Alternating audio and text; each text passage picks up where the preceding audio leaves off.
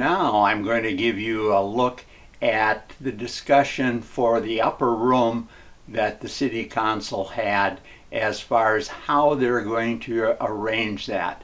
And I think you'll find it very interesting. But at the same time, just think of the discussion all along. Are we charging enough for that area up there? And are we making that area open as a true community room that's a community room 365 days a year? So anybody that is a guest to our city or wants to rent that facility, they can go to PrimeWest Health Community Center and rent it. And we make it in a way that's very attractive and useful for everyone. I'm Alan Repke, Box 333, Alexandria, Minnesota. And you can see more of these clips on the Informed TV channel on YouTube, or go to informedtv.com.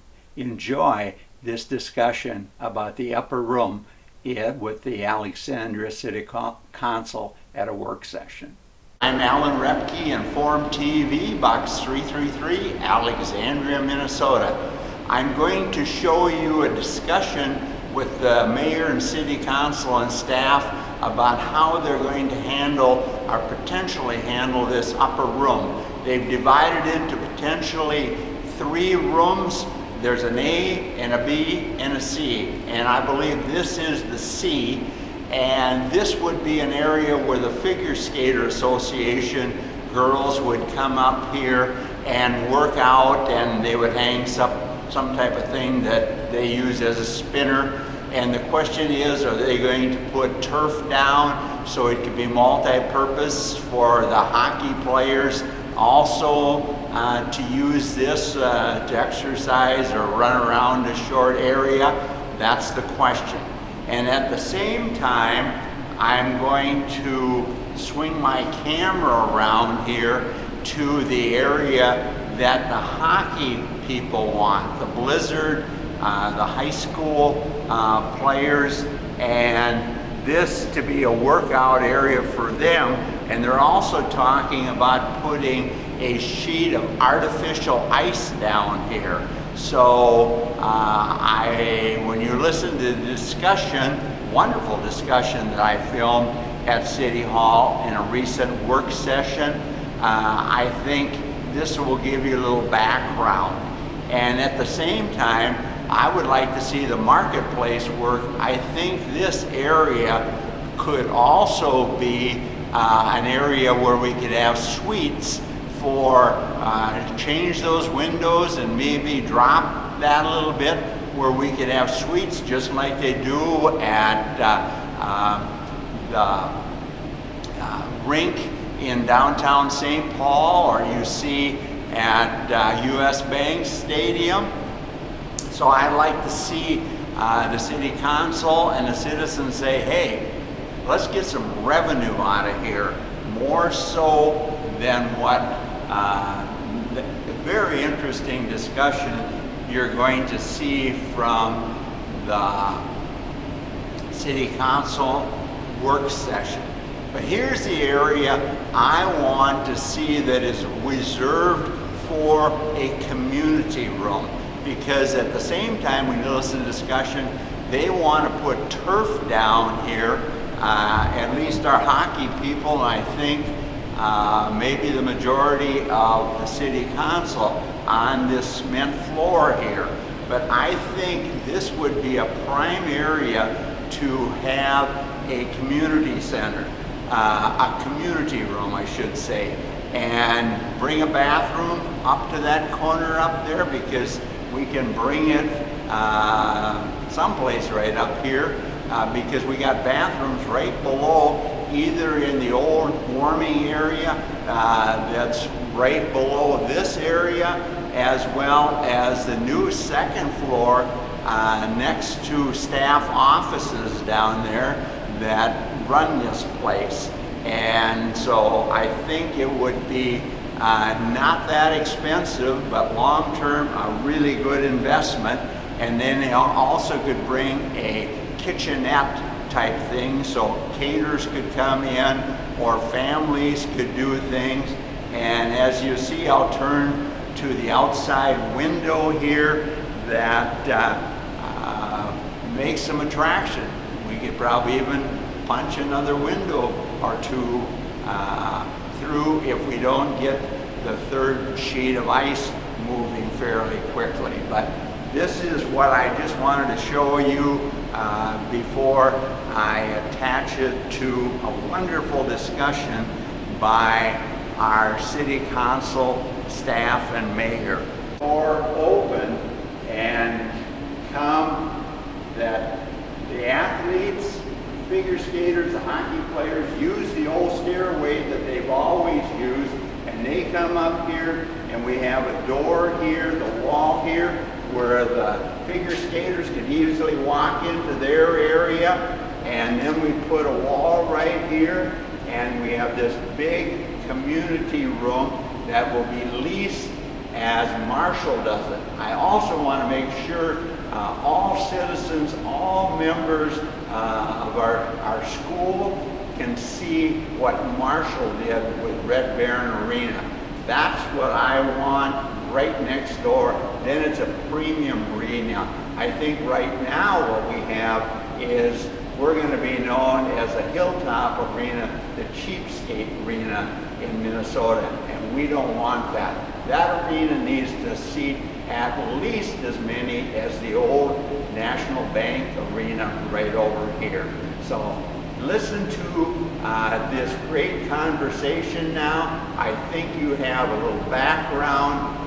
Marty was not willing to give me a map to show you, so I had to drive over here and just take a look at it with my camera. So the other mayor and council, the other thing I wanted to talk about is the mezzanine level of dry land lease framework. We had talked about this a couple of work sessions ago. You had some questions. I went back to the user group. We talked about that framework, and I think I had sent out an update to you with the kind of the outlines of the concept that you see in front of you. And I think what this is, it is an attempt to kind of simplify, hopefully, what we talked about previously. And I'll just, again, this is not on the agenda for approval tonight. This is to get your ideas on this concept. So there's a draft agreement highlighted in yellow, which is the areas that have been significantly changed since our last proposal. And then there's an exhibit that we sent around that's talks about how the area could be divided. Just quickly recapping, previously we had in a draft agreement that kind of set up a amount that would be added to the hourly ICE lease rate for 4 different user groups that use the facility. You had some really good questions when we talked about it before about, well, the idea was is they would all rent it during kind of associated with their ICE time, but the city would then kind of have some general control over the whole area. There were questions about how do we deal with their stuff? Does it get moved? Is it being stored? And I think we took that information back to the user groups, those questions, and they had some of the same questions. So I think what you see now is what I would call a more traditional looking lease. The idea is the space would be divided up into 3 areas. Area A would be rented by the Alexandria Area Hockey Association. Area B in pink would be the Alexandria Figure Skating Club. The area highlighted in yellow would remain under control of the city. The areas that would be leased to those 2 user groups would be just like the same principle in which we have current leases with them for locker room space for the figure skating club, locker room space for the Blizzard, and high school hockey. We currently charge in our current leases that we have $4.20 a square foot for those areas. So that would be the amount that we would propose in year 1 of this lease. Those entities would control that space. They would also be responsible for outfitting it, maintaining it, doing cleaning. We talked at our last meeting about how much would the city spend cleaning kind of their areas that they use. We wouldn't have to clean those areas. They would be doing that. The service that we would provide for Area A and Area B is taking out any refuse that they have and putting it into our containers that we have at a schedule that Vinny would set up with his staff. That revenue, it's about 3,700 square feet approximately we're talking about. So revenue for the city in year one would be just under $16,000, which actually is more than what we had talked about in the previous concept when it was attached to hours rented. You know, the user groups, I think there's a benefit to them, even though that initial rate would be more by having their space. They could obtain sponsorship for that, following along with our naming rights, you know, exclusivity, but they would be able to talk to either donors, sponsors to help outfit their space and sponsor their space. They could also, in the case, they could also rent that space out to others as well. And in the case of hockey, you know, this would be being rented to the Hockey Association. They would need to work, and I think would, work with the Blizzard and the high school. They can cooperatively work, those three entities, as to how they would share the use of that space. The city doesn't necessarily need to be involved with that. It makes sense to lease to the Hockey Association because their season lasts the longest and they have the most use of the facility out of any of the hockey users. So then what happens with that yellow space in the center? The thought process that we had there is that that would be controlled by the city. The idea would be the city would install turf in that area, and that would be a multi-purpose dry land space. We could entertain naming rights or sponsorship for that entire third floor. And the idea would be is that would be able to cover the cost of that turf installation. I did get a rough number on that space. I think it's about 75 by 24, approximately about $15,000 to install the turf. That turf then could be available to those user groups during the times that they're renting ice as a warm-up area and also before games for the high school teams in the Blizzard.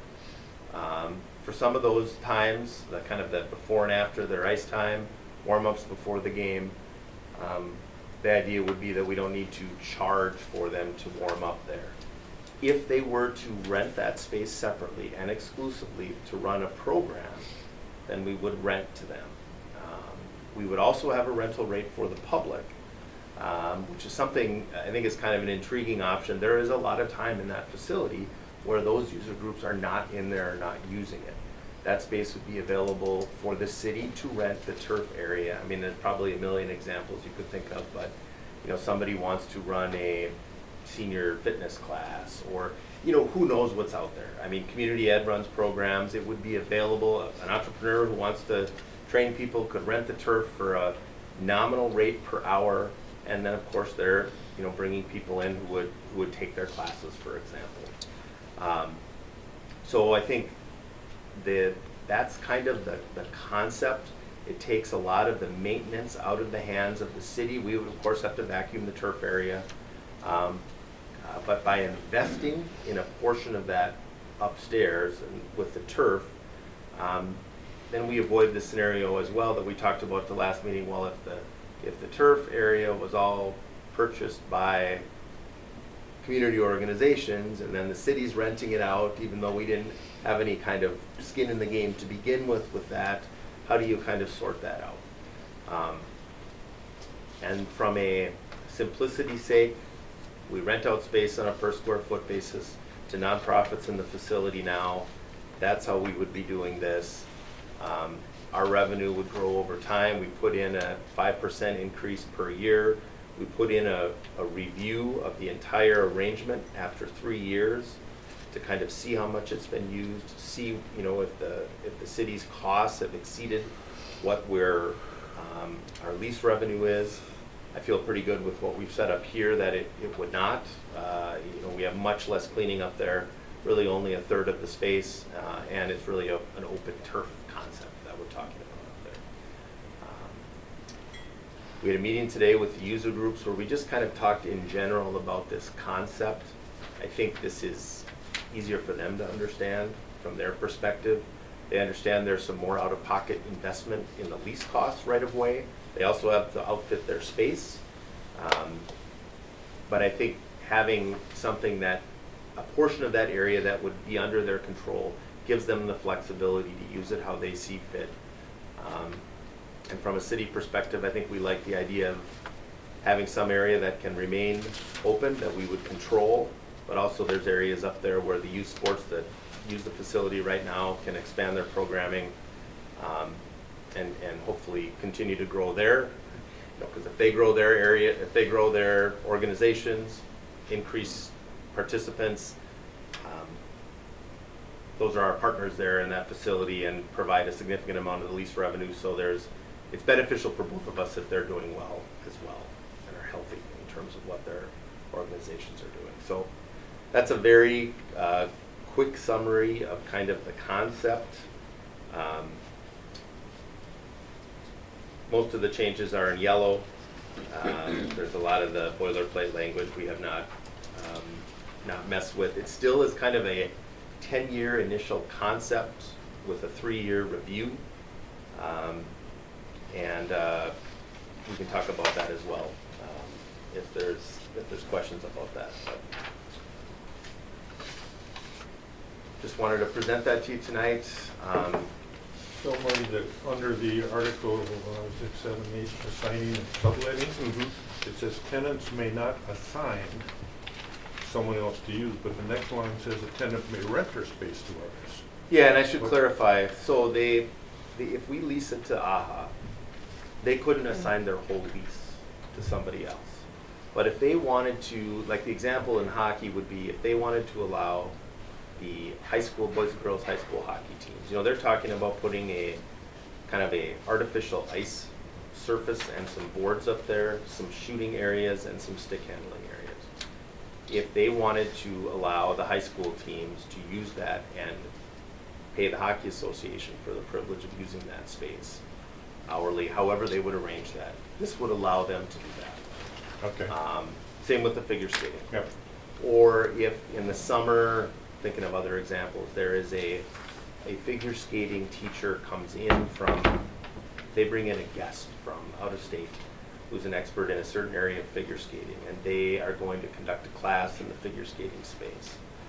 They could lease that space to that instructor, who would then, create a class and a registration to do that. Yep. Trying to find a way for them to help in paying for their lease. And we wouldn't be involved in any of that. Our interest is, our main lease revenue, and then how they utilize that space, other than not being able to assign it to somebody else, is kind of up to them. So how are we protected if they rent it to someone else? Do they assume damage responsibility then? Or? Yeah, so they would need to have insurance for their spaces, and they would need to they would indemnify the city from any negligence from either themselves or the people that they lease to. If they're smart, they would do what they do now at the RCC. If you join the hockey association, your kid's a hockey player, you sign a waiver at the start of the year. We require them to have overarching insurance, and so we can never be held responsible for their negligence. So that would kind of be how that would, and that honestly that helps a little bit too in the kind of the it's a lot less waivers that we would have to get, because if they have people using their space, their insurance that we require them to hold for the overall area would cover the city. They would list the city as an additional insured. Then the other question, I like the way the lease rates now, because before you were building it up each year. Now you're set each year. But now I look to you two guys over there. Are we in the ballpark with this kind of square footage rate or not? Or I'm assuming we're going to be in the low end, but yes. I mean, I know we're on the low end. Yeah. I mean, but is that? I don't The know. question I posed before was, I think there's two trains of thought here. One is more of a charitable train of thought, where we're trying to keep costs low for these entities. Another train of thought is looking at it purely from a financial standpoint, where you try to maximize revenues to its highest potential. Those are separate things. Yep, I agree. And I don't think it matters which one is chosen as long as we understand that and we make a choice. Because this is more of the charitable side of that decision. Yep. And I guess I would just question, where did these numbers come from? Because these are extremely low. I would say 2 to 3 times lower than what market probably would bear. So as long as we understand that, I mean, Area B is $360 a month. That's incredibly cheap. Now, one thing to be mindful of too, I think, is if they can sublease it, they could potentially charge twice or 3 times as much as what they're paying for the same space and actually make money. Now, if that's what we intend, fine.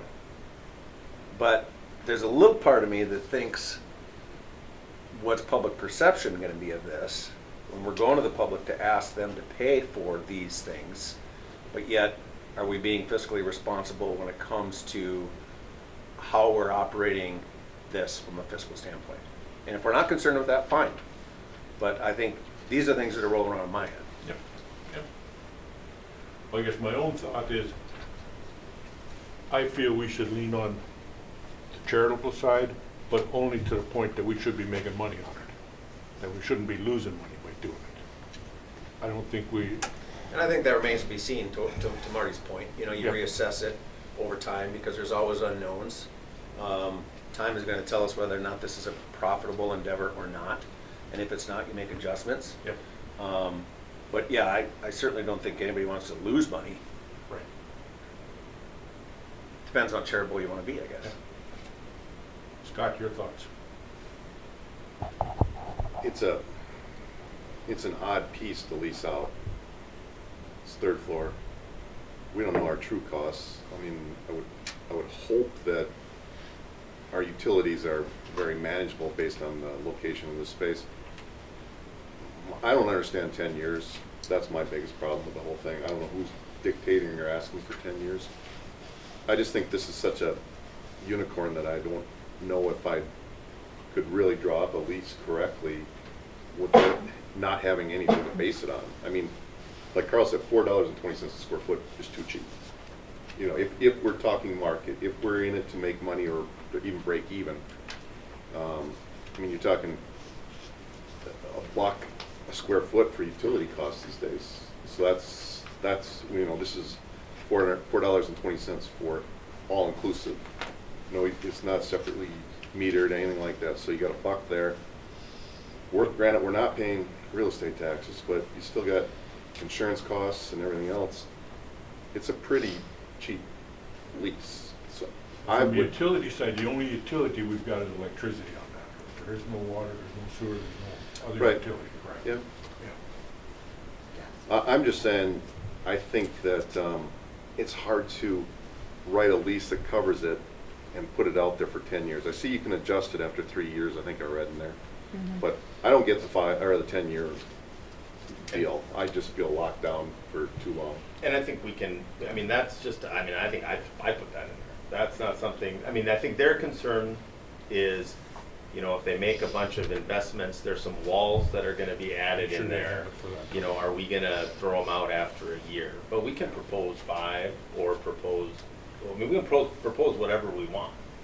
I think that was where their concern, when we started first talking about, we do a year lease. Well, okay, I understand that they're going to want more than that. Yeah. We didn't want to put in 20, so we kind of tried to find something in the middle, but yet have a review. So if we get into it, as you said, Scott, and there's way more time and effort involved in this and cost than we thought. We have the ability to adjust these rates, but we can do a shorter amount. I mean, I agree with you. We can see all the yellow. There's really nothing like this that we have, or Right. In a public facility, you're kind of trying to thread a lot of needles here. There's no real great example. Yeah. So. Well, does the term really matter as long as we've got the clause that we're gonna review it every 3 years? Well, what the term does is it locks those rates in for that long. Not if we can review it every 3 years and change But it. does the review allow us to change our rate?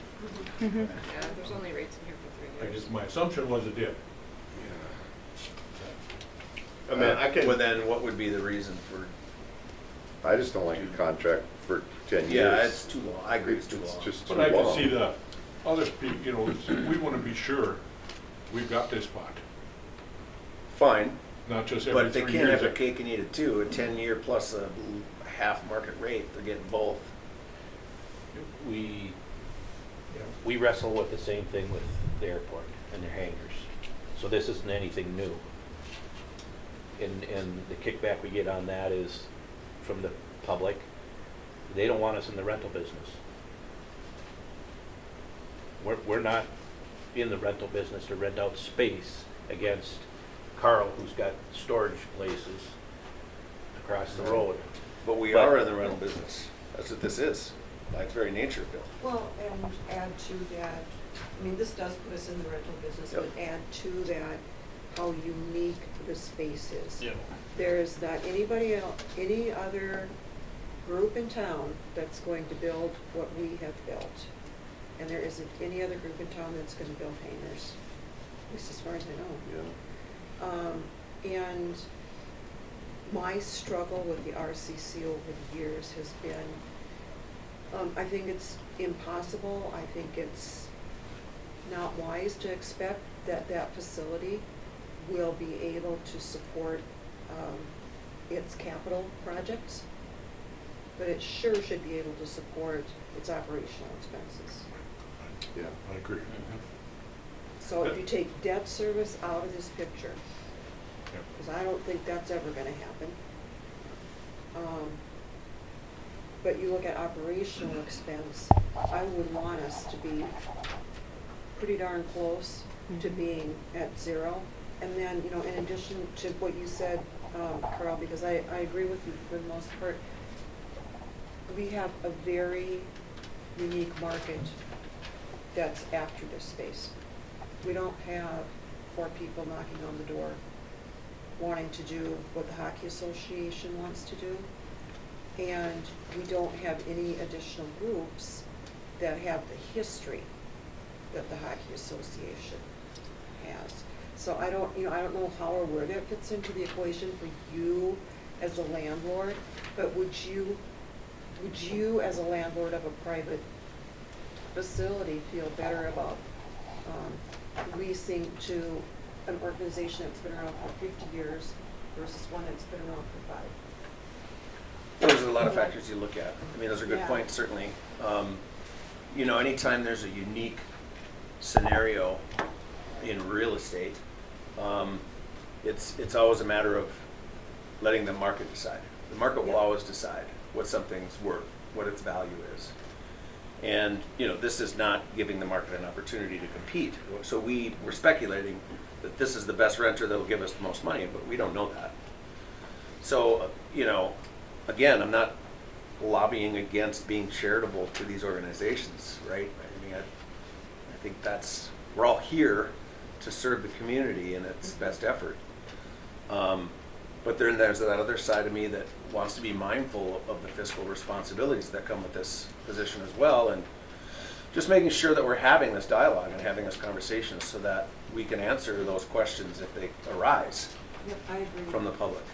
When they say, gosh, you're giving that away, we haven't answered that. Well, yeah, this is a very low rate, but we feel that we're doing it for the betterment of the community and the kids, and that is our answer. So that comes from these types of conversations, I think. So, you know, I'm just one. If everybody feels that this is the direction they want to go, then I will support that. Well, I think two things. One, it was built for a community center. It was built for the community to use. So it wasn't built to make money off of it. At least that's what I've been told by Jane. I will push that portion of it. That it was never designed to make money. But I agree with Bobby that the debt should be out of the picture. But we should hold our own on that. And if we can do that with this, we're accomplishing it. And as you said, we're going to keep looking at it each year to see. I guess at this point, we're taking the numbers, I'm assuming what we've got, and figure we should be able to come out with this number. I mean, and I would add a couple things, you know, because we to be clear, and maybe it's been several months, but we did, I mean, when we first started talking with these user groups, they brought in somebody who talked about running this kind of as a private operation. And we had some very introductory comments and meetings, and there were challenges with that because in order for what they were proposing to work, they needed kind of certain amount of membership from all the youth that are using the facility and could not pay more than, I think it was $8 a square foot. And, you know, again, the user groups were kind of like, well, that they're either already have other kind of training options lined up. And, you know, Heartland rents currently at North Star. Had a very preliminary conversation with someone from Sanford several months ago. They've done things like this, but I think as we talked here, the challenge with renting the entire 5,500 square feet out privately is back to kind of what I think Bill said. Then we're kind of competing, for lack of a better term, against people who would be looking for those kind of other spaces in the community. And there has been some uncomfortableness in the past. And then the other issue, if it is locked and run by a private entity, is it going to be available to the people that use the facility at the times that they would need it to be used? Because then it would have to be staffed by that private entity. And we had some discussions about that, but it got to be kind of complicated and very preliminary because there were a lot of other if-thens and a lot of concerns over the user groups of, you know, would the youth be able to use a facility like that? Does the city want to do that? So now this is kind of back to, I guess, a little more of a hybrid approach.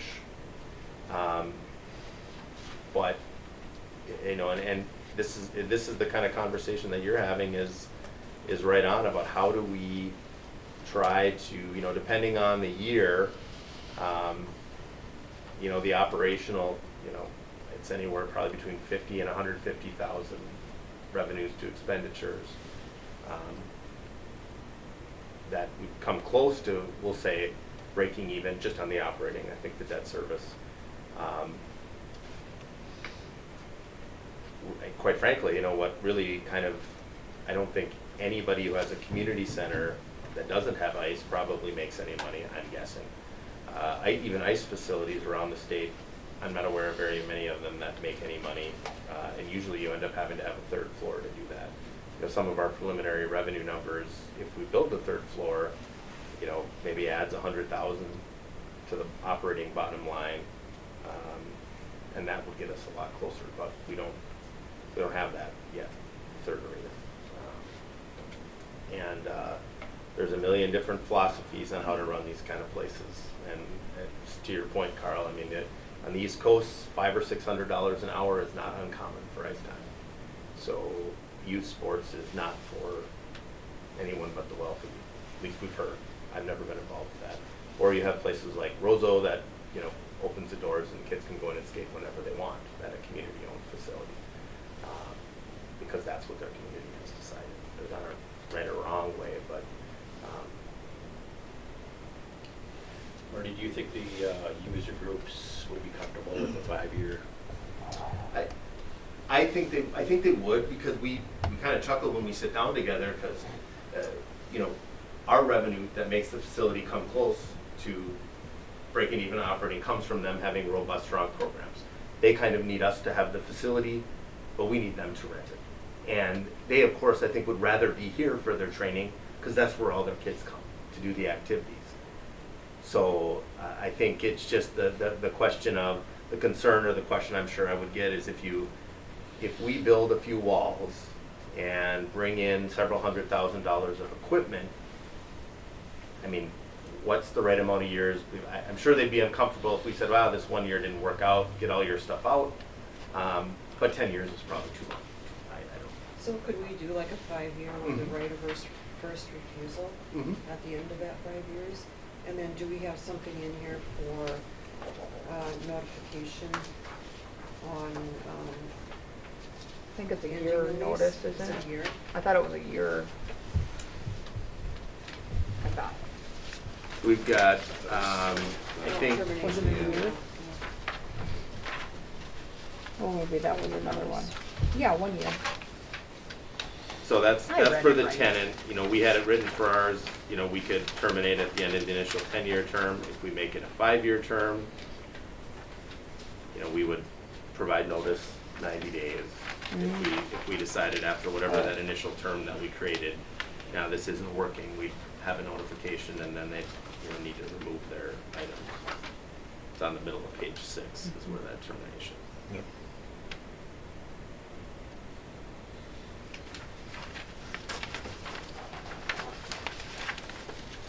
Well, I would agree that I feel like 10 years is too long. 5 years is blink of an eye. So there's gonna be, excuse me, walls built in between these 3 sections? I know the area between the yellow and pink, the figure skating club have talked about putting a wall and a door in there for what would be their area. The Hockey Association, I think they're still a little unsure of whether they would have a full wall or, because they're hoping, I think, to bring in like a 30 by 70 synthetic ice, basically rink. I've never been on one before, but I guess they're a thing. I just want to point one thing out. Being someone that owns synthetic ice, it is messy as all get up. I don't know if you've ever seen the little plastic shapings that get everywhere. You have to literally shop vac that. I'd have to do it like twice a week, and I just had 3 kids skating on it. So, and it got, and I had mine in my shed. So imagine that it's not just going to be up there. It's going to be spread out. I just want to warn you guys. It's going to be very, very Well, high. and with that being said, Picture a mud puddle up there, yeah. and you're walking through that mud, and then you walk all throughout the rink. It's not like it's just going to be isolated up there. And there's liquids you got to, oils you have to put on it. It sticks to If you're walking everything. out on turf, it's gonna be in the turf. Yeah, it will. I was at once with Andy Schreiber up there, and they came over to my place with the synthetic ice, and they decided they weren't going to do it. One of the coaches, he was a goalie, he moved away, but his pads were just taped with, yeah.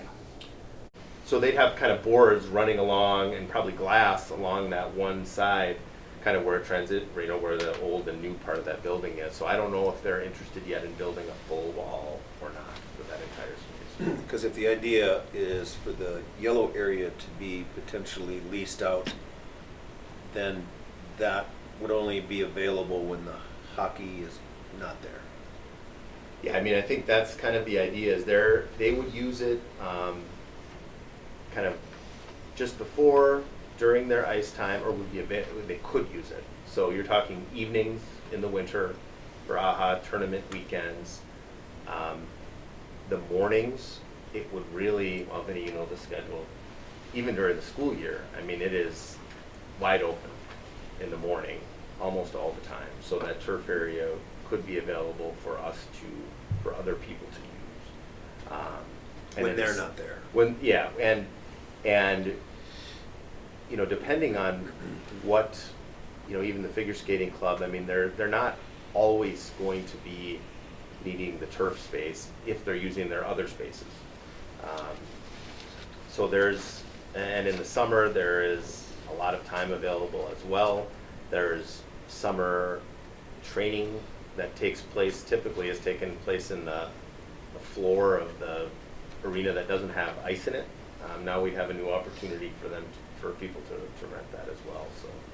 Is the glass, like, gonna be all right if we have pucks flying up there?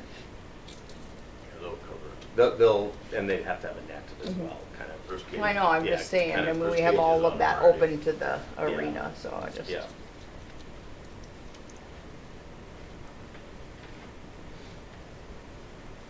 So will we have the ability to keep people from utilizing Area C?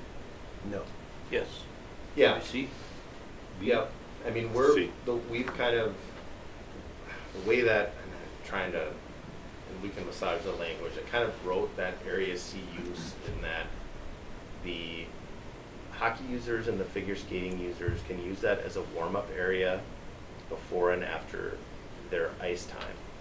We know when their ice time is, you know, I wrote it that the high school teams and the Blizzard can warm up there for up to 90 minutes before their game. But beyond that, they would have to schedule that space just like anyone in the public would. So how do we physically control it? Yeah. Yeah, we don't. Well, it's going to have there's a fob on that space. But it's to- gonna to be get open. into the third floor. Well, no, I think, are you not? I'm just saying for random kids up there, can we physically, if they're going over to area A, will they pass through area C? Yeah, you'll have to walk through there. I mean, because we They'll drop their bags and they'll have their. Yeah, we don't have a place to rent. No, I don't think so either. I mean, otherwise, I mean, we talked about, well, do we build a hallway just for people to walk down that hallway to get to one of the two places? I'm not sure that investment, because we know when they're going to be up there, and they have to have a fob to get into the third floor, period. And they have to be, it's going to be a coach taking them up there, or a figure skating coach or something like that. Because what we want to avoid is what's happened in the past, is people just running around up there. And so that area will have a fob, or has a fob. And So the fob would be presented to coaches or to a designated person that would, the kids Yes. wouldn't each have a fob. No. It's just- no. God, no. But again, if either of these groups are in A or B, area C is gonna become a conference area. Yeah. Yeah. But it's being set up where they can only use it during the time they have ice. Set up by this this document or physical setup? Well, that's the concept that we have in the document. Like if AHA, at least what I was thinking when we were, if AHA has ice rental from 7 to 9, they're able to warm up there prior to their ice time, and they'd be able to So they can be there at Cool down 5:30, and So it's the right? honor system. So then it would seem to me, okay, so then, no, I guess my next question is Area C used only by the general public on a scheduled basis? So like, if Bobby wants to have a big party for her grandkids up there and rent Area C, I'm only gonna be able to be in there when there's no hockey going on. Pretty much. Is that I mean- what I understand? Right. Okay. I mean, yeah, is that the I think concept that we're that's the operating idea. This is what right we now? have to learn is, how Okay, often. because then, if that's the case, then I feel like the figure skaters and the hockey association needs to pay for Area C. A portion of it, yeah. Yep, so that when they're, and I don't know how you work that out, but it's gonna get used. I mean, face it, when the skaters, no matter who you are up there, it's gonna get used. There's Well, gonna once be- they see the space that they Yeah. can use, they are gonna use it. Yeah, whether it's just throwing your gym bag on the floor or whatever, it's gonna get used and it's not gonna be available Right. for somebody else, It's which not is, rentable. yeah. So then, the question is do we make the $15,000 investment for that floor area? Or do we just leave it vacant at that time and see if somebody else comes forward and says, hey, I like the idea, can we work a deal out for that remaining space? I think if we're gonna invest in turf, then we should be a little bit more prudent about that space and how it's utilized. And keep it off limits Yeah. and build a whole wall in between these spaces. And you have door access, down here somewhere so that, or even some like little hallway thing. It's all open up there right now. That construction would be fairly simple. So Okay. if you have turf there and you have controlled access to Area C, are you talking about doing things like renting it out for a winter soccer league? Maybe. Yeah, I don't know if that space is big I enough mean, to just support something like that, but, Something, yeah. I mean, A little tumblers class, a little, Yeah. like, I get what you're saying. could you throw baseballs up there? I don't know. Barely. 75 is enough for one pitching mound. Sure. Or a bad A cage, depending on the ceiling height. Yeah. I guess I feel if we're gonna, like Carl, if we're gonna put turf up there, we need to be able to control the Yeah. access to that area. We're just leaving the cement Yeah. factored into the existing leases. Is there any weight room facilities in the building? Tried that years ago and it did not work. Just because of kids It just, monitoring and danger, well, safety? Vinny was part of that. I mean, All I of think the all of above. those things. I mean, it's just you. I had a hockey player, all of Yeah, the above. you're not. Yeah, kids lifting that age shouldn't be lifting. Yeah. So I think there's a way to figure that out with the turf area, but I do know that, for example, a good example is prior to high school games. Right now, because there isn't a place to warm up, if you go to a high school game, they run around the crowd, up and down the steps.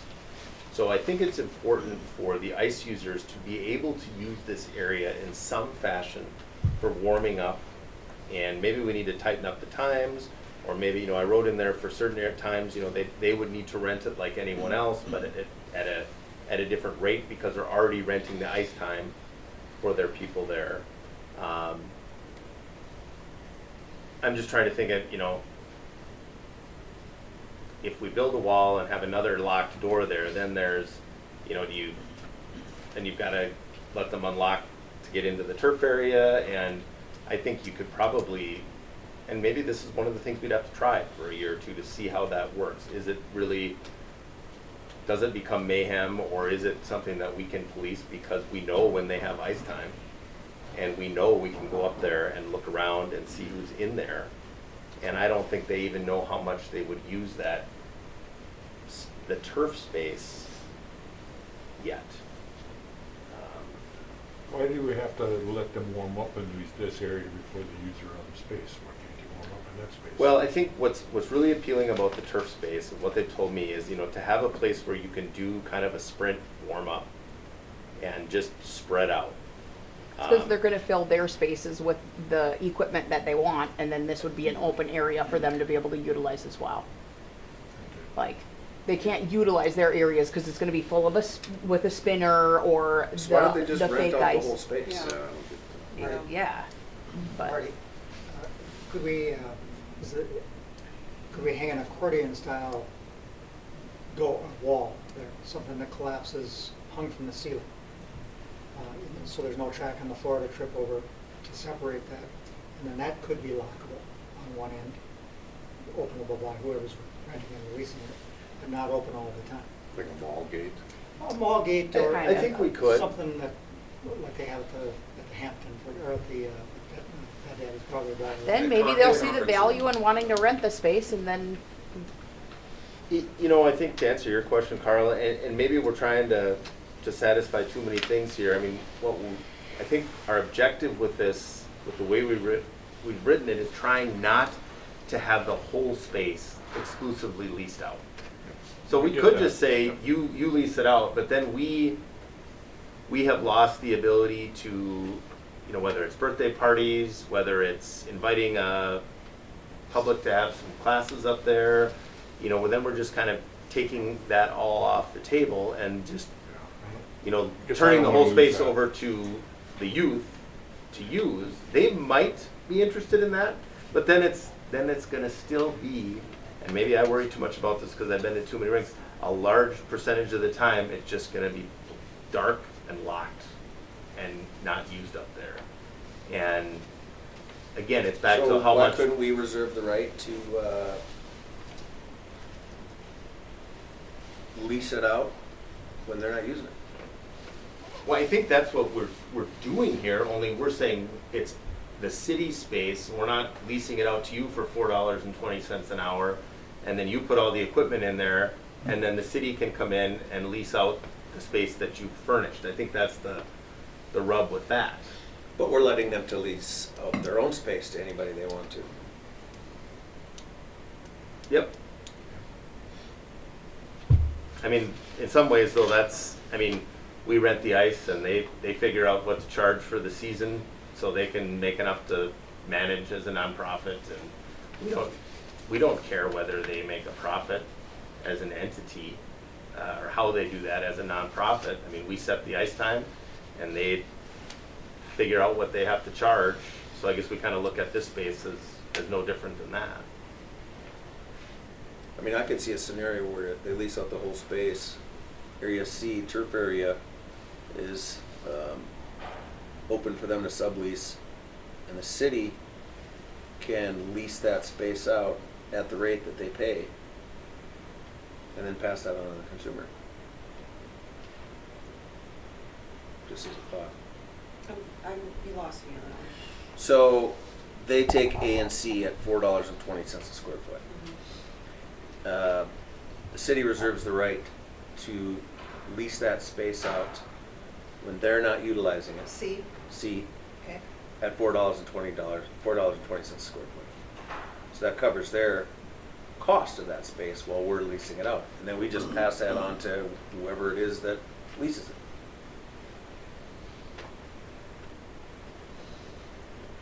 Well, we're talking about leasing it out to, or are we just going to, someone wants to have a big party up there?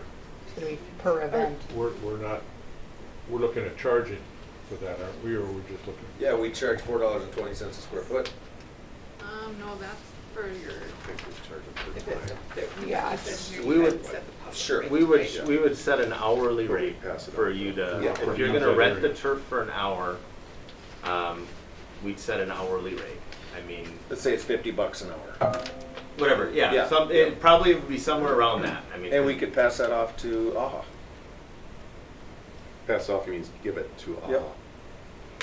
Because they're paying for it year-round, A and C, the full Monty, all year. And then if we were to have people come to us wanting to rent it out for a birthday party, to use Bobby's example, $50 an hour, we collect, pass it on to AHA.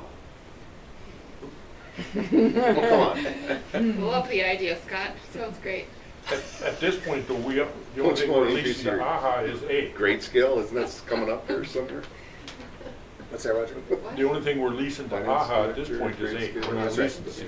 That's right. So we're suggesting. to do lease all of it and then Because they're gonna use Oh, it if- reimburse them if we Okay, rent it out I on an get it. off I get it. time. just to the public. I get it.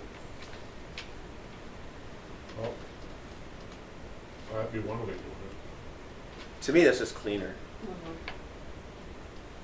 But I guess. we It aren't all going depends on how to that be able pencils to out for their physically numbers, too. control this No. area C. Nor do we want to. Right. Nor do we want to. And right now, AHA is saying, okay, we get area C basically whenever For free. we want it, for free. Yeah. And that Yeah, and I doesn't don't- make any sense. Well, I don't agree with that. I'm not trying to say that in the agreement, that they can get it whenever they want for free. But I think in reality, that's what'll happen. Because we can't physically control it. Yeah. Hey, kids, get out of here. Unless you put up walls. Yeah. Well, they would have to schedule with us when we would either know they have ability to use it because they're renting the ice in whatever way we set up, No locked door, no control. or, well, but there is a locked door to the entire third floor. That, But when they're in A, they're gonna be in C. That's just human. Yeah. yeah. So I would propose that we go to them and offer them A and C at $4.20 a square foot. With the ability for us to lease it out for public interest. And And they those- can tell us when it's available. Yep, they'll know. Yep. They'll know, They can tell because they'll have a us. schedule. Yep. And then we it. pass, Return those funds out back to we them. pass those funds right back to them. So we could become their biggest customer. And we're still serving the public. Or could you split it between those two user groups so that it's like, you know what I mean, half of it's to the Well, skating, half of it's one to of the. those user groups would have to, I guess. I mean, They're not gonna, we'd have to put somebody down as the renter. mhm. They could Yeah. figure out among themselves Yeah. how they wanna divide that up. They're not gonna create a separate Yeah, entity made up of Yep. 4 nonprofits. yeah. The only, I mean, I'm just thinking of, it's a little, we can present that to them. They might be like, well, this is the best option out of all of them. But I'm a little, now we're gonna get in the weeds. I don't the mechanics of us collecting rent and then sending it to them, I'd rather have us facilitate somebody just paying them. I'm guessing Heather probably would too. Okay, sure. So you know what I mean? It's just yeah. because it's with Yeah. public funds, you know, it's one. Yep. We're kind of, it's an extra step. I understand So the they concept can- you're trying to. They can rent that to get space at. out at their leisure to the public. Through AHA. If they, And you're so making a if they donation. want it for warm-up space, they need to take the whole thing for the whole year. And if they want to sublet it for a party, that's Have up at to it. them. Have at it. Well, okay, let me ask this. That's, Well, yeah. do we want They'll make to money. have them make it available to the public? Because there will be times that they can't use it. So, I mean, we could say, give us your schedule of when it's available. We will make those times known to the public. We can add it to our reservation system, our schedule. And people could reserve through the city, but the payment would have to go to, we would direct their payment to the user groups. Again, and maybe I'm trying for too utopian of a, just again, because if we leave it to them to just, hey, rent it out to the public, it's kind of, we need to know who's coming in and who's using the facility. And I think we need to, again, I feel we need to have it available for the public at some, because it is still a community center. Not just Yeah. athletic Yeah, center. I think we have to make it available. But that helps with the financial side of it from just Yeah, accounting. I, Makes it simpler. And we still put the turf in. Yeah. Naming- I think we naming need to rights. talk to the user group about that, whether or not they even want turf. Right. Right. Oh, I know there's a desire for turf in there by anyone who's talked about using it sees that big open space, the new part, and it's like, this would be great for turf. Look, we were gonna put the turf in anyway and not charge for it. Now we're charging for it. We put in the turf. We're actually making more money. You know, and Questions? honestly, if I were the hockey association, I've never been a member of a hockey association, what can you say? I would look at this as one of my organization's biggest potential fundraisers. Absolutely. that's 100%. what I Totally was agree. thinking too with that. Yep. We get what we want, we get paid for the space, they get what they want. If they do it right, They do it right. the different camps that come out there, they can rent that in Yeah. addition to the ice It'd be a good fundraising opportunity for them. on that. Yeah, for sure. And then if we're leasing out another 75 by 20, that's another, what, 1,600 square feet? Another $7,000 a year Yep. to begin with. Yep. I mean, to your point on the turf, that would pay for the turf in 2 years. Yep. Okay. Like it. We will go back and talk about that concept. And so Thank then, you. but term, what, did we decide anything? 5. 5. Do the 5 Start years, with okay. 5.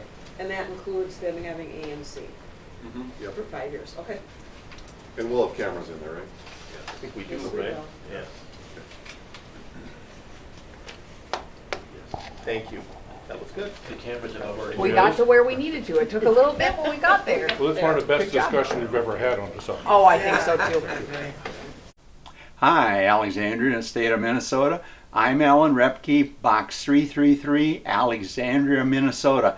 I want you to look at the tour I did of Red Baron Arena in Marshall, Minnesota.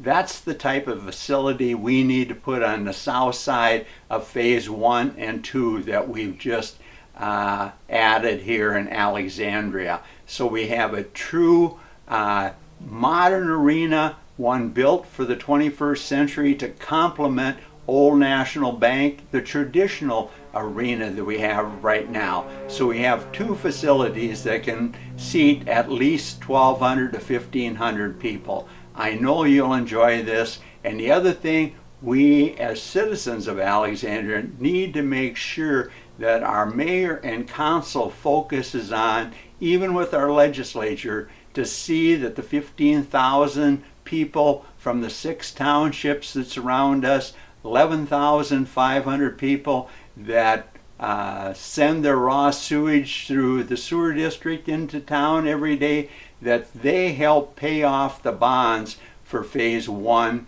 and 2. And then when we go to a sales tax to fund the third sheet of ice here in Alexandria, we're all on equal footing. And so enjoy this clip and make sure you tell your councilman that we cannot give our renters there, the hockey association, the figure association, the curlers, and so on, any more breaks. They're getting a great rate right now. That upper room, that needs to make sure that's a revenue drawer for us, and if they're not using it, all the revenue comes back to the city, because we spent $14 million on phase 1 and 2. Should have been 15, and then we'd have got everything they promised us. But the reality is we need to make sure any revenue that goes to any of these groups that rent from us, other than they're under contract for, comes directly back to the city, because we have bills to pay. And as the mayor said at one of the work sessions, she's tired of Alexandria paying for everything and the people around us enjoy it for nothing. Yet we consider them just as Alexandria wise as you and I are. Watch this clip and make sure you have your voice heard to the city council that we don't cheat on the third sheet of ice, and we get our neighbors that surround us to pay their share of the bonds for phase 1 and 2. I'm Alan Repke, Inform TV, Box 333, Alexandria. Enjoy this clip as well.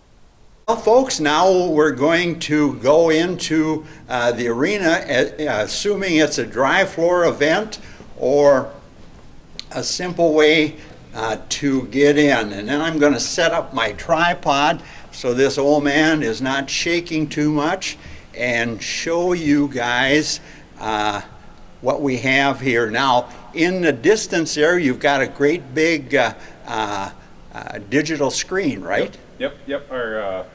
Our message center, our replay board is 14 foot by 26. When we built the arena, I believe it was the largest in the state of Minnesota. Can't say that that's true anymore. Sure. But it definitely oohs and ahs fans, because it's big and bright and colorful, and all the goals and stuff. We have really nice camera system that it recovers all the replays and it automatically shoots to the digital board. So it's pretty cool and puts on a good show for people. So wonderful. And you're, as far as the filming, you have Studio One doing it here? Yep, Studio One, which is actually a part of the city of Marshall. Okay. So we have all of it. We can broadcast from here. We broadcast it live on our YouTube channel, which allows maybe parents or grandparents or families of the players to watch from anywhere in the world. And they can get that at no cost? No cost. Yep. That's great. Yep, great.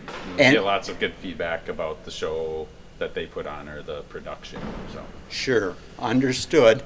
And I'm just going to assume here that I'm coming into Henry's Foods Expo.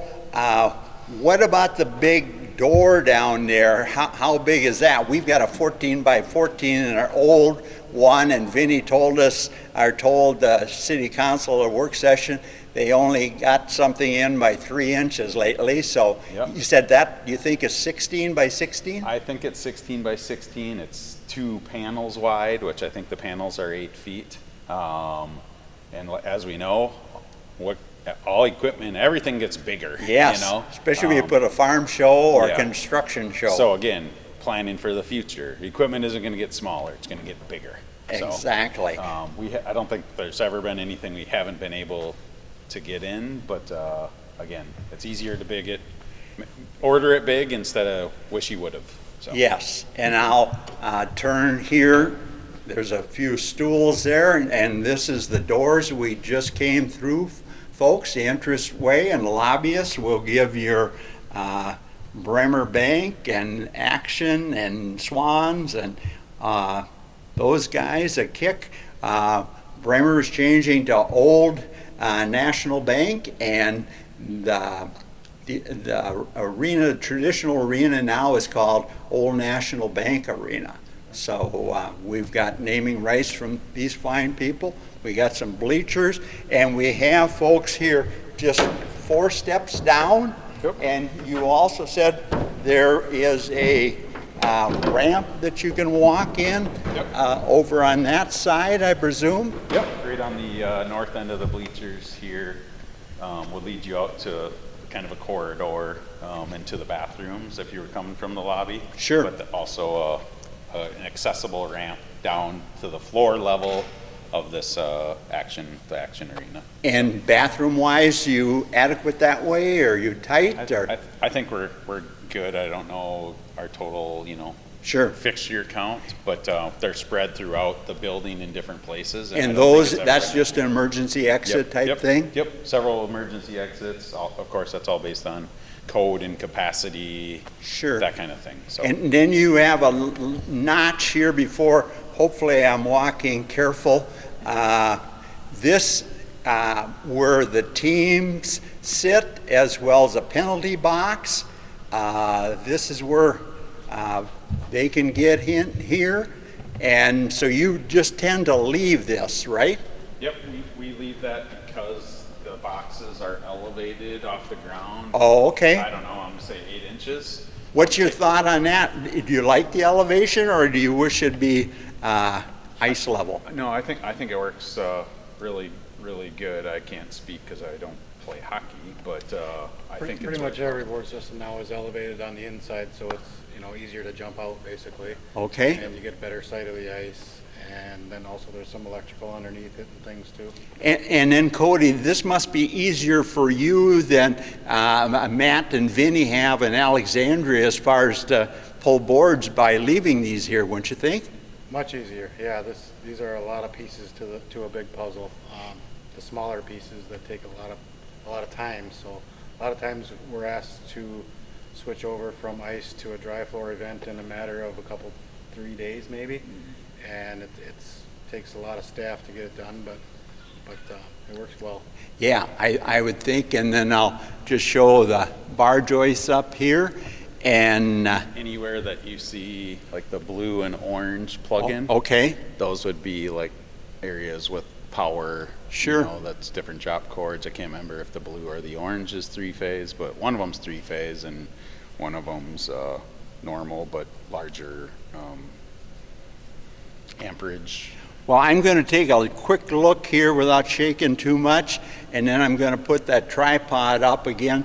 But I just want to show the Blizzard players in Alexandria, the Mites, whatever, high school teams, and any teams that are coming to Alexandria for a tournament to show you how they have this in Marshall.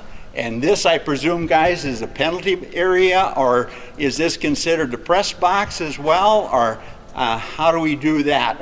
Or don't you have a so-called press box anyplace? So this would be the penalty area. It's hard to see right now because the glass is out. Yes. In penalty area, and then we have the score table. And your jog out, it looks like about, 4 or 6 feet out, the windows?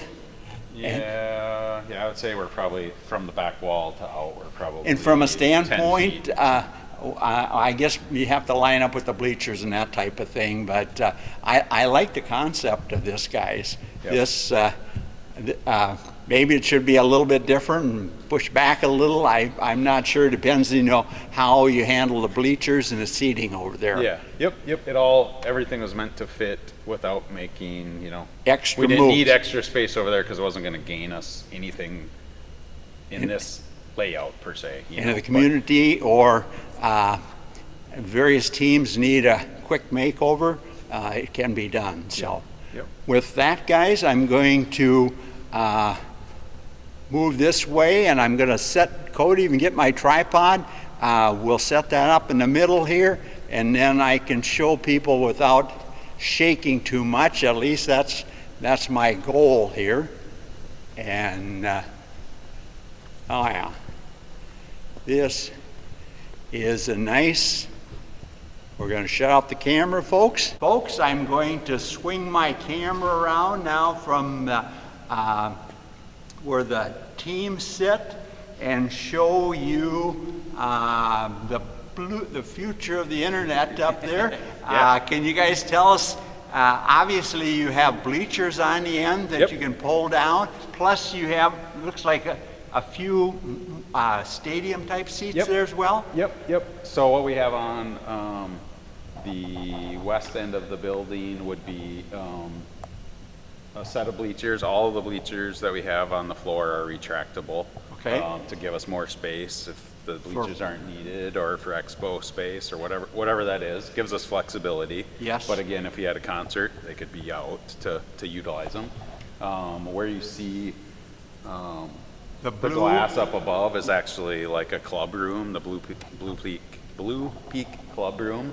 That's a meeting room that can be rented out, or sometimes we rent it out like a suite for games. Right now the curtains are closed, but you can open those and then it's glass the whole way. The glass will also open so you can hear the game. Okay. Or you can shut it if you don't want the noise, and then you can just watch through the glass. And how many seats do you have there? Do you have just one level or two levels? Up in there, it's so right on each ends of the glass, there's actually drop down in the floor, so you can sit in stadium seats, and then the whole room itself would seat like 125 or 110, something like that. And if you have a super important high school game, or isn't you getting Fairbanks or something here? The Ice Dogs, they would rent that as like a suite, or a business maybe would rent it for their employees as a little get together, but come and watch a hockey game type thing. So. And I understood when Fairbanks comes,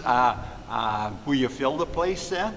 Yeah, I'd say it's pretty much full. I mean, there's standing room and stuff like that. And when you have everything full here, how much over 1,200, or is that fire capacity? Can you get 1,500 in if the suites are full? I think you could, and depending how you wanted to stack. We wouldn't be over fire capacity because we actually are counting the floor being with chairs as our fire capacity. Sure. So that works, and yeah, if you had 100 people up there and people standing down right where you walk in a little bit, there's a few nooks and crannies. Now I'm going to swing the camera to where we came in, as well as the introduction. Explain the glass area up there we're looking at then. Yep. So that would be all heated space when the ice is on. Okay. And on the back, when you came up the steps where you entered, you'd come up and the concession stand would be right there. Okay. And then you would walk from the concession stand along that glass. People can sit there. We have tables out right behind the glass too, and then you would walk through the doors over here to access the bleachers from up top. But it's a really nice viewing area. Looks that way. If you need a little break from the cold, or you don't like the cold, that would be an amazing spot with a great view. Or sometimes the kids and stuff hang out there, or whatever it might be. It just, again, flexibility. Now I'm going to turn a little bit and catch what I would call stadium seating, and then when you have the banners up there, what would be there behind those banners? So behind the banners there, that would be where all the production gets done for the cameras and the Studio One part of doing or the if the local radio station wants to broadcast, that's where that is what I assume. And then if I focus in tight there, you have, what do you call them, stadium seating there? Yeah, chair backs or whatever you want to call them. So yeah, I would call it stadium seating versus once the more traditional bleachers roll out, you just have a bench. And somebody will be asking us guys, are any of those seats heated? No. Okay. However, there's all kinds of heat right above them. Yes. That if those are on, they'll cook you right out of here. Oh, it is. Okay. We set them way down because when we first opened, people actually said it was too warm in here. So. Okay, that's good to know as well. And then I'll show people the big door if they wanted to bring a combine in or construction equipment or something that they want to hang like Vinny and Matt did with when they did some things with the scoreboard. And here is that big screen there that they do replays and that type of thing, which makes a lot of sense.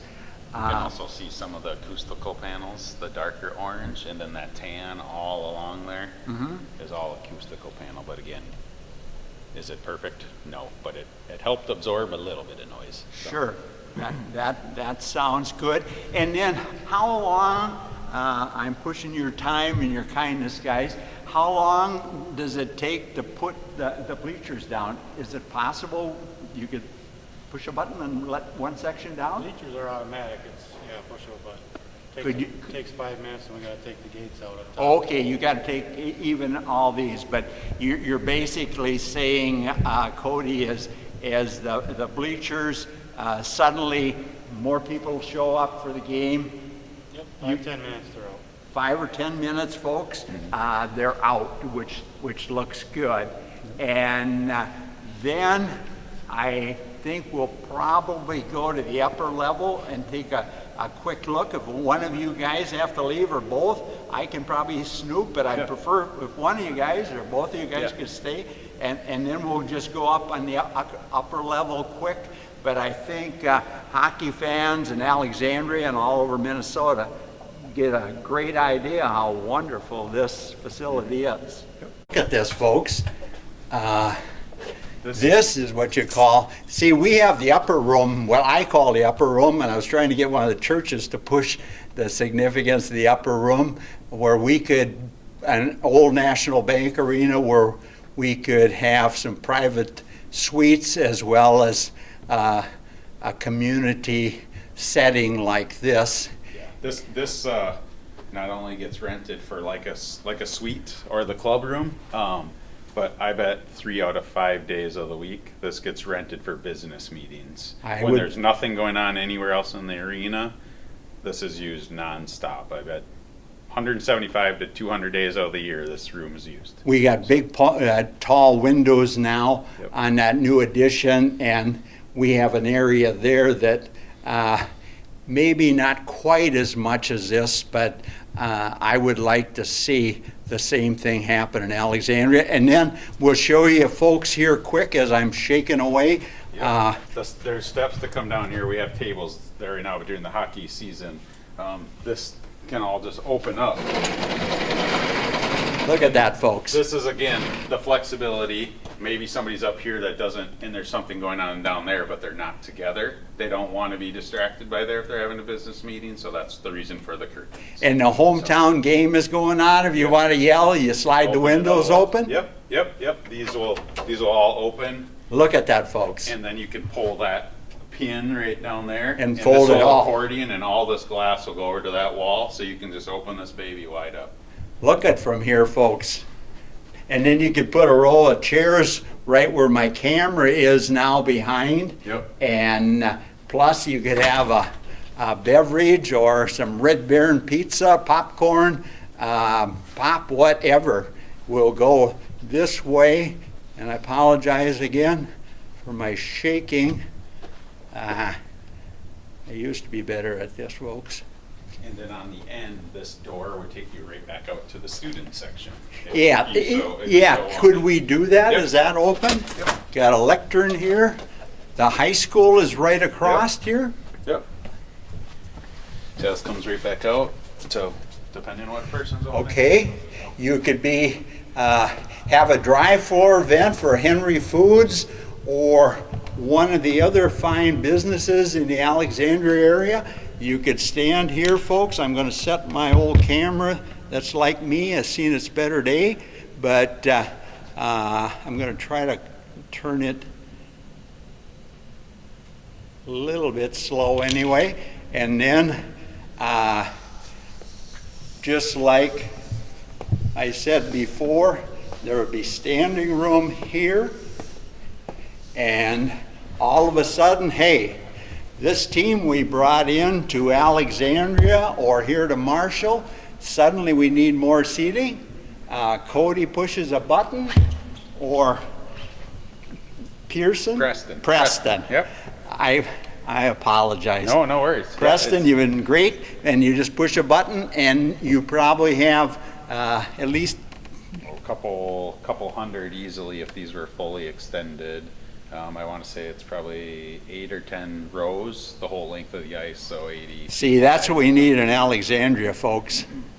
We have to build. See, I want these I call them bar joists, pushed out another 20 or maybe even 30 feet in Alexandria.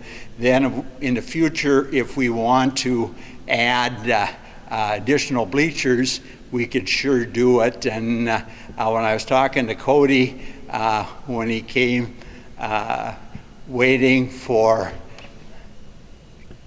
Preston, I always wanted to say Pearson, yeah. Preston coming, he said, if I was you folks in Alexandria, I'd make sure that if you don't do it right away, you can expand it to 2,000 people. And that's my thought. No, we don't have to do it right away, but we want to keep our option open. I'm just going to walk this way and get out of here if that is open.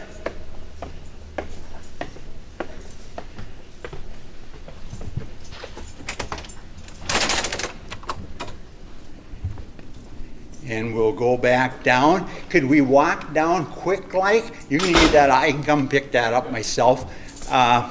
If you have to, oh, look at the airplane.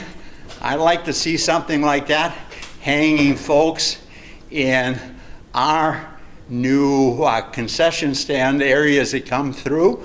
An airplane or a product from one of the secondary packaging industries we have, whether it's Agard or Douglas Machine or whatever. Now we're going to walk down here. You see the nice banner they have there.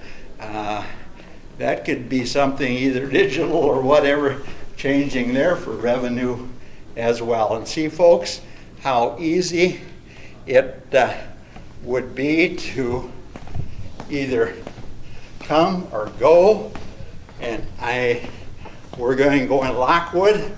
They say they're a great car dealership, just like we got Luther and Alexandria Motors in our fine community. I'll show you here an access point and to show how there's just a ramp here quick that gets people down to the area, and they got storage there. And once again, I don't know if this is open, but sure. See, folks, how I gotta let my auto lens adjust here, but see, this place is designed the way Alexandria needs to be designed. No questions asked.